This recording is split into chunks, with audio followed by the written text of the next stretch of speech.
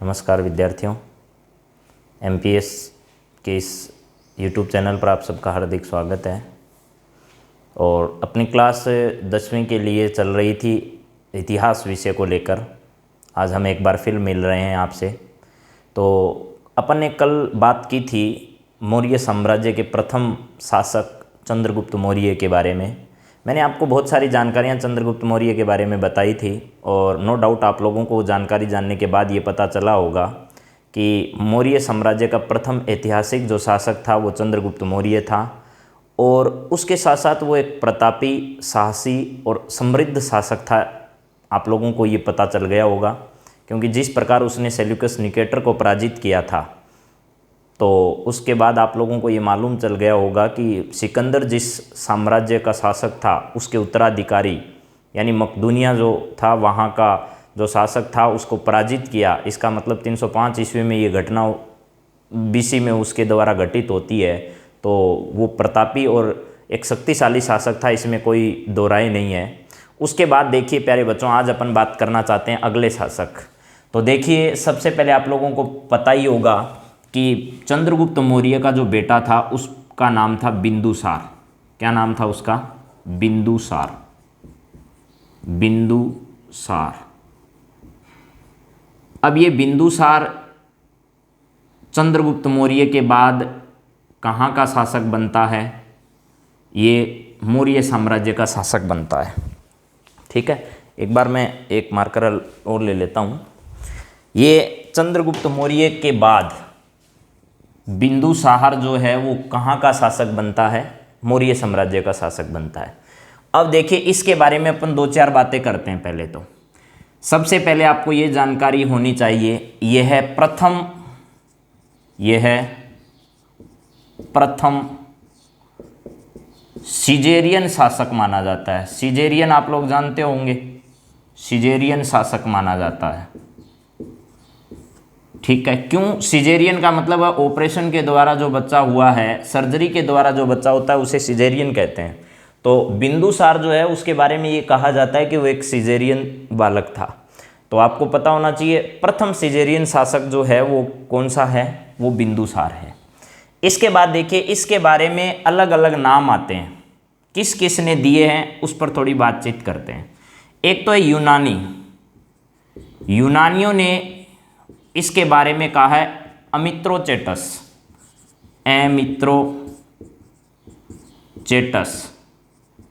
अमित्रोचेटस का मतलब होता है शत्रुओं का नाश करने वाला। अमित्र का मतलब शत्रु, शत्रुओं का क्या करने वाला? नाश करने वाला। किसने कहा है इसको? ये कहा है यूनानियों ने। यूनानी इतिहासकार जो थे उन्होंने कहा इसे अमित्रोचेटस। इसके बाद आता है आप लोगों के पास एक वायु पुराण, जो भारतीय ग्रंथ है वायु पुराण। इस वायु पुराण में इसे कहा गया है भद्रसार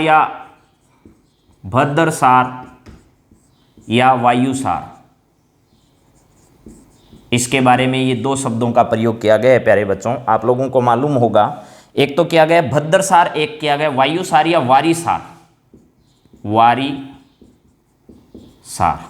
ये दो नाम प्रयोग किसने लिए हैं? वायु पुराण जो भारतीय ग्रंथ है उसमें कहा गया है भद्रसार या वायुसार, और यूनानियों ने कहा इसे अमित्रोचेटस, शत्रुओं का नाश करने वाला। अब जैन ग्रंथ में इसे सिंहसेन कहा गया है। कौन से ग्रंथ में? जैन जो ग्रंथ है उन ग्रंथों में इसे सिंहसेन कहा गया है। सिंहसेन। प्यारे बच्चों, जब भी इन शासकों के बारे में कोई सवाल आए तो आप लोगों को ये मालूम होना चाहिए इनको किस किस नामों से पुकारा जाता है। बिंदुसार प्रथम सिजेरियन शासक माना जाता है। यूनानियों ने इसे अमित्रोचेटस, सबसे ज़्यादा इंपॉर्टेंट आपके लिए ये अमित्रोचेटस का मतलब होता है शत्रुओं का क्या करने वाला? नाश करने वाला। वायु पुराण में इसे भद्रसार, वायुसार या वारीसार कहा गया है। वारीसार पक्का याद रखना, भद्रसार याद रखना। जैन ग्रंथों में इसे क्या कहा गया है? सिंहसेन कहा गया है। जैन ग्रंथों में इसे क्या कहा गया है? सिंहसेन कहा गया है। अब चीनी इतिहासकारों ने इसे क्या कहा है? चीनियों ने इसे कहा है बिंदु वाला। क्या कहा है? बिंदु वाला। याद रह जाएगा बिंदु वाला। अब ये इतनी बातें शायद आप लोग याद रख सकते हो। मैंने पहला क्या बताया आपको, यूनानियों ने इसे अमित्रोचेटस कहा है, वायु पुराण में इसे भद्रसार या वारिसार कहा गया है, जैन ग्रंथ जो है वो सी है सेन, जैन ग्रंथों में कहा गया इसे, चीनी ग्रंथों में इसे बिंदु वाला कहा गया है। अब देखिए इसके बाद क्या होता है कि दो बातें आपको और ध्यान रखनी है। इसके बारे में कौन कौन सी दो बातें और ध्यान रखनी है वो सुनिए जरा बच्चों। सबसे पहले तो आपको ये बात याद रखनी है कि एक तो था सीरिया, सीरिया, और एक है मिस्र, मिस्र। इन दोनों के दो शासक याद रखने हैं आप लोगों को। इसका शासक है एंटियोकस, एंटियोकस। सीरिया का शासक एंटियोकस सेकंड। इसका मिस्र का शासक है टोलमी, टोलमी फिलाडेल्फस, फिलाडेल्फस। ये सब बातें दे रखी है। और बच्चों यहां तक आप इतना भी याद रखना, 12वीं और 11वीं क्लास के इतिहास विषय जो है वहां भी ये टॉपिक सबसे पहले लगता है, तो आपके लिए बहुत इंपॉर्टेंट चीजें हैं। सीरिया का जो शासक है वो है एंटियोकस और मिस्र का जो शासक है वो है टोलमी फिलाडेल्फस। इस एंटियोकस का और इस टोलमी फिलाडेल्फस के दो राजदूत थे। कितने राजदूत थे? दो राजदूत थे। तो ये एंटियोकस और टोलमी फिलाडेल्फस के दोनों के एक एक राजदूत थे। इसका नाम था डायमेकस, इसका नाम था डायमेकस, और इसके राजदूत का नाम था डायनोसियस, डायनोसियस।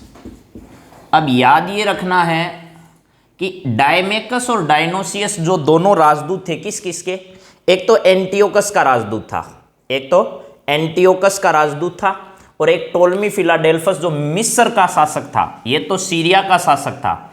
सीरिया के शासक एंटियोकस सेकंड का जो राजदूत है वो तो कौन सा है? डायमेकस है। और मिस्र के शासक टोलमी फिलाडेल्फस, ये इसका शासक जो है वो डायनोसियस है। मैं ये क्यों बता रहा हूं, इस एंटियोकस और इस टोलमी फिलाडेल्फस दोनों ने अपने अपने ये दोनों राजदूत हैं, इनको किसके दरबार में भेजा? इसको बिंदुसार के दरबार में भेजा।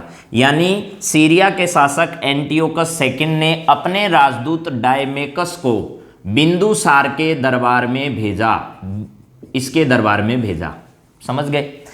और इधर देखिए मिस्र का एक शासक है टोलमी फिलाडेल्फस, इसने अपने राजदूत डायनोसियस, जैसे आजकल भी राजदूत विदेशों में भेजे जाते हैं ना, जैसे मान लो सभी देश हैं उसमें लगभग देशों में भारत के जो बड़े देश हैं उनमें भारत के राजदूत हैं, ठीक है, वहाँ एम्बेसी है भारत की। तो उसी प्रकार बड़े बड़े देशों के भारत में भी राजदूत हैं, यानी वो उस देश के दूत बनकर यहाँ काम करते हैं।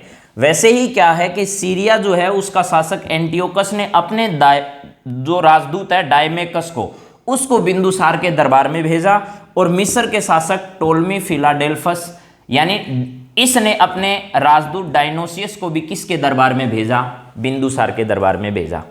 इसके बाद सुनिए अगले, बिंदुसार ने ये जो सीरिया का शासक है, इस सीरिया के शासक से 3 चीजों की मांग की थी। कितनी चीजों की मांग की थी? 3 चीज इसने मांगी थी। किस से? सीरिया के शासक से। वो कौन कौन सी चीजें हैं ये सवाल भी कई बार पूछा जाता है, तो आपको ध्यान रखना है। इसने 3 चीजें मांगी, पहली, दूसरी और तीसरी। पहला इसने मांगा कि भाई आप लोग मदिरा भेजो। मदिरा का मतलब शराब, ठीक है, शराब। इसकी मांग की किसने? बिंदुसार ने। कहां से? सीरिया के शासक से। उसके बाद इसने मांगा अंजीर, सूखी अंजीर, मीठी मदिरा, सूखी अंजीर। याद रखना, मीठी मदिरा, पूरा लिख देता हूं, ऐसे लिखा हुआ आता है, मीठी मदिरा और सूखी अंजीर, सूखी अंजीर। इसके साथ इसने मांगा दार्शनिक। दार्शनिक का मतलब समझ गए? दर्शन शास्त्र पर अपने विचार व्यक्त करने वाला दार्शनिक होता है, दर्शन का जानकार होता है। जैसे इतिहास को जानने वाला इतिहासकार होता है, भूगोल को जानने वाला भूगोलवेता होता है, तो वैसे ही दर्शन को जानने वाला दार्शनिक होता है। इसने ये 3 चीजें जब मांगी सीरिया के शासक ने, तो सीरिया के शासक ने बिंदुसार को मदिरा और अंजीर तो भिजवा दिए, लेकिन दार्शनिक देने से मना कर दिया, और ये कहते हुए मना कर दिया कि हमारे यहाँ दार्शनिकों को खरीदा और बेचा नहीं जाता है। यानी दार्शनिक जो हैं वो एक प्रकार के विषय के जानकार होते हैं दर्शन के, उन दार्शनिकों का हमारे यहाँ सीरिया में क्या नहीं होता है, व्यापार नहीं होता है, यानी उनको खरीदा और बेचा नहीं जाता है। इसलिए बिंदुसार को दार्शनिक देने से किसने मना कर दिया? सीरिया के शासक ने इनको देने से मना कर दिया। प्यारे बच्चों, आपको ये बात समझ में आ गई होगी। इसके बाद देखिए, एक बात, 2 बातें ही और बची है बिंदुसार की, और कोई ज़्यादा बड़ी बातें हैं नहीं। इसके बाद एक बात मुख्य ये है इसकी कि आजीवक संप्रदाय को मानने वाला था। कौन से संप्रदाय को? आजीवक संप्रदाय को। आजीवक संप्रदाय, आपको ये याद रखना पड़ेगा। क्यों रखना पड़ेगा? देखो, पिछले में मैंने बताया था आपको कि जो चंद्रगुप्त मौर्य है, चंद्रगुप्त मौर्य, वो कौन से धर्म को मानता था? जैन धर्म को मानता था। ये सब याद करना है आपको, धर्म अपने आप आ जाएंगे सब। तो बिंदुसार जो है वो किसको मानता था? आजीवक संप्रदाय। आजीवक संप्रदाय का मतलब ये प्राचीन समय में एक प्रकार का धर्म ही था जो जैन और बौद्धिज्म से भी ज्यादा प्राचीन था। अब आजीवक संप्रदाय का मतलब क्या होता है? इस आजीवक संप्रदाय के लोग जो होते हैं वो नास्तिक होते हैं। क्या होते हैं? नास्तिक होते हैं। नास्तिक का सीधा सीधा मतलब है ये किसी भी ईश्वर में, किसी भी कर्म कांड में, ठीक है, कर्म में, इन सब चीजों में विश्वास नहीं करते हैं।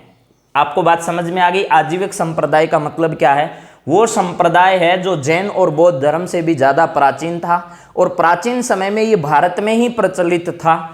इसके साथ साथ ये आजीवक संप्रदाय जो होता है, इसके जो लोग होते हैं वो नास्तिक होते हैं, यानी ईश्वर में विश्वास नहीं करते हैं। ये लोग कर्मकांड में भी किसी भी प्रकार का विश्वास नहीं करते हैं। समझ में आ गई? पुनर्जन्म में भी इनका कोई विश्वास नहीं होता। ये होता है आजीवक संप्रदाय। आजीवक संप्रदाय को मानने वाला मौर्य साम्राज्य का शासक जो था वो कौन था? बिंदुसार था। मूल रूप से इस आजीवक संप्रदाय को किसने शुरू किया? तो इसके बारे में आता है एक नाम, मोगलीपुत्र, मोगलीपुत्र तिसक, मोगलीपुत्र तिसक गोसाल, गोसाल। आपको ये नाम याद करना है प्यारे बच्चों, याद हो जाएगा आसानी से। मोगलीपुत्र तिसक गोसाल, मोगलीपुत्र तिसक गोसाल आजीवक संप्रदाय का ये माना जाता है संस्थापक। किसको? मोगलीपुत्र तिसक गोसाल को। आजीवक संप्रदाय क्या है? इस संप्रदाय के लोग नास्तिक होते हैं, कर्मकांड में, ईश्वर में, इन सब चीज़ों में विश्वास नहीं करते हैं। पुनर्जन्म में भी इनका कोई विश्वास नहीं है। इस संप्रदाय को मानने वाला मौर्य साम्राज्य का शासक कौन था? बिंदुसार था। शायद ये बात समझ में आ गई होगी। इसके बारे में एक लांबा तारानाथ है, लांबा तारानाथ। लांबा तारानाथ एक इतिहासकार है, ठीक है। ये लांबा तारानाथ ये कहता है कि बिंदुसार का जो प्रधानमंत्री था, यानी जो पीएम था, प्रधानमंत्री, वो कौन था? वो था चाणक्य। कौन कहता है ये बात? ये बात कहता है लांबा तारानाथ। लेकिन ये बात ज़्यादा सही नहीं है। ये बात इतनी सही है कि यह चंद्रगुप्त मौर्य का प्रधानमंत्री था, लेकिन इतिहास को अगर आगे अपन जानेंगे तो उससे यही निष्कर्ष निकलता है कि शुरुआत का जो बिंदुसार का कुछ समय था, उस बिंदुसार के शुरुआती कुछ समय में इसका प्रधानमंत्री कौन रहा? चाणक्य। शुरुआती कुछ समय में रहा, लेकिन बाद के समय में बिंदुसार का जो प्रधानमंत्री था उसका नाम था खलनाटक। खलनाटक। प्यारे बच्चों, आपको मेरे द्वारा ये जो बताया जा रहा है ये बिंदुसार आपको समझ में आ रहा होगा। एक बार फिर रिपीट कर देता हूं मैं पूरे बिंदुसार को। बिंदुसार के बारे में कौन कौन से लोगों ने क्या क्या धारणाएं दी है, पहली बात तो ये होनी चाहिए। उसके अलावा आपको ये भी पता होना चाहिए इसको प्रथम सिजेरियन शासक कहा जाता है। उसके बाद देखो इसके बारे में यूनानी क्या कहते हैं, आपको ये मालूम होना चाहिए। मैं रिपीट करवा देता हूँ एक बार। यूनानी क्या कहते हैं, उसके बाद जैन क्या कहते हैं, और उसके बाद चीनी क्या कहते हैं, और इसके बाद आपको पता होना चाहिए वायु पुराण क्या कहता है। इसके अलग अलग नाम मिलते हैं सब में, वायु पुराण में, चीनी इतिहासकार, जैनों में, यूनानियों में। यूनानी ग्रंथों में या यूनानी इतिहासकारों के द्वारा इसको कहा गया अमित्रोचेटस। दोबारा बोल देता हूं, अमित्रोचेटस यानी शत्रुओं का नाश करने वाला। जैन इसे कहते हैं सिंहसेन, चीनी इसे कहते हैं बिंदु वाला, और वायु पुराण में इसे वारीसार और वायुसार या इसे वारीसार इस नाम से भी जाना जाता है। किसमें? वायु पुराण में। शायद ये बात समझ। उसके बाद मैंने ये बताया आप लोगों को अभी कि ये आजीवक संप्रदाय को मानने वाला था। आजीवक संप्रदाय का संस्थापक जो है, संस्थापक वो कौन है? वो है मोगलीपुत्र तिसक गोसाल। और ये आजीवक संप्रदाय क्या है? ये बुद्ध और जैन धर्म से भी प्राचीन एक धर्म मान लो, एक संप्रदाय मान लो, ठीक है। इसके जो लोग हैं वो किसी भी प्रकार के पुनर्जन्म में, ईश्वर में विश्वास नहीं करते हैं, ठीक है। समझ में आ गई बात? यानी अपन कहते हैं अच्छे कर्म बुरे कर्म, इन सब चीजों में इनका कोई विश्वास नहीं था। समझ में आ गई बात? इसके बाद देखियो लांबा तारानाथ ये कहता है कि इसका जो प्रधानमंत्री था वो कौन था? चाणक्य था। लेकिन सच्चाई ये है कि कुछ समय जो शुरुआती काल था बिंदुसार के शासन का, वो उस समय प्रधानमंत्री चाणक्य रहा होगा, लेकिन अंत में उसका प्रधानमंत्री कौन था? खलनाटक था। उसके बाद आपको दो बातें मैंने बताई, एक तो सीरिया का शासक। कहाँ का शासक? सीरिया। एक तो सीरिया का शासक याद रखना आपको, एक आपको याद रखना है कहाँ का? मिस्र का शासक। देखो इन दोनों को भी याद करने की थोड़ी सी ट्रिक बताता हूँ। सीरिया का शासक था आपको एंटियोकस, एंटियोकस, ठीक। यहाँ का था टोलमी फिलाडेल्फस, टोलमी फिलाडेल्फस, फिलाडेल्फस। अब देखो इसने अपने दरबार, अपने किस राजदूत को बिंदुसार के दरबार में भेजा? तो आपको याद होगा नाम कौन सा? इस टोलमी फिलाडेल्फस ने कौन सा भेजा? एक ने भेजा डायमेकस, डायमेकस। एक ने भेजा डायनोसियस, डायनोसियस। अब देखो याद कैसे रहेगा ये नाम आपको? आपने सीरिया नाम सुना होगा, सीरिया, सीरिया मतलब लोहे वाला सीरिया बात कर रहा हूं मैं। उसको जब आप अगर किसी काम करने वाले को देखोगे ना, तो जो छत डालने के लिए काम में लेते हैं, उस समय उसको मोड़ने के लिए, जैसे ये सरिया है तो इसको मोड़ने के लिए एक ऐसा और ऐसा करके एक यंत्र बनाया जाता है, उसको बोलते हैं डाई। उसको क्या बोलते हैं? डाई बोलते हैं। तो देखो सीरिया है, उसको एंटी करना है, एंटी का मतलब मोड़ना है, इस सीरिया को मोड़ना है। तो मोड़ने के लिए किसकी जरूरत पड़ेगी? डाई की जरूरत पड़ेगी। किसकी जरूरत पड़ेगी प्यारे बच्चों? डाई की। तो देख लो सीरिया को मोड़ना है, क्या करना है? एंटी करना है, तो एंटीओकस। और क्या होगा? उसको किसके द्वारा मोड़ोगे? डाई के द्वारा। और मेकस, मेक का मतलब बनाना, मोड़कर बनाना है कुछ न कुछ आपको। और मिस्र वाला आपको याद रखना पड़ेगा, मिस्र, टोलमी फिलाडेल्फस। और यहाँ थोड़ा सा ध्यान रखना, ये डाई सेम है। इसमें मेक्स है यानी कुछ बनाना है, तो सीरिया को मोड़कर कुछ बना दो। और इसमें है नोसियस, नोसियस, नोसियस। बात समझ में आ गई प्यारे बच्चों? अब सुनो, अंतिम बात आपको बता रहा हूं बिंदुसार के बारे में। बिंदुसार का अंतिम 4 वर्षों का जो कार्यकाल था, अपने शासन के अंतिम 4 वर्ष क्या थे कि वो बहुत ही संघर्षपूर्ण थे। संघर्षपूर्ण क्यों थे? उसके पीछे एक छोटा सा कारण बताते हैं आपको। देखो अंतिम कुछ समय बड़ा संघर्षपूर्ण इसलिए था प्यारे बच्चों कि इसके देखो 100 पुत्र थे। कितने बेटे थे इसके? 100 पुत्र थे इसके। किसके जी? बिंदुसार के।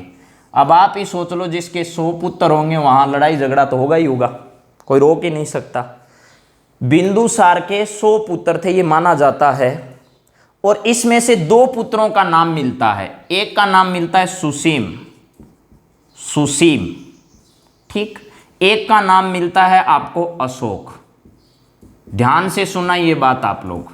100 पुत्र थे, उसमें 2 का नाम मिलता है, एक का सुसीम। सुसीम का नाम कई जगह सुमन भी मिल सकता है, आपको ध्यान रखना, सुमन, सुमन या सुसीम, तो दोनों से परेशान नहीं होना। एक है अशोक। अब सुनो जरा, जब बिंदुसार का शासनकाल था उस समय आपको मैंने भारत में एक स्थिति बताई थी ऐसे कि ये भारत का मान लो नक्शा है, तो आप लोगों को यहाँ एक जगह बताई थी कांधार, ठीक है, पूरा नक्शा नहीं बना रहा हूँ मैं, लेकिन यहाँ एक जगह बताई थी कांधार।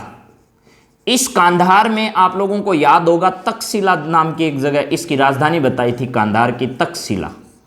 इस तक्षशिला में एक विद्रोह हो गया। क्या हो गया? विद्रोह है। इस विद्रोह को दबाने के लिए बिंदुसार ने अपने 2 बेटे, पहली बार किसको भेजा? फर्स्ट टाइम भेजा सुसीम को।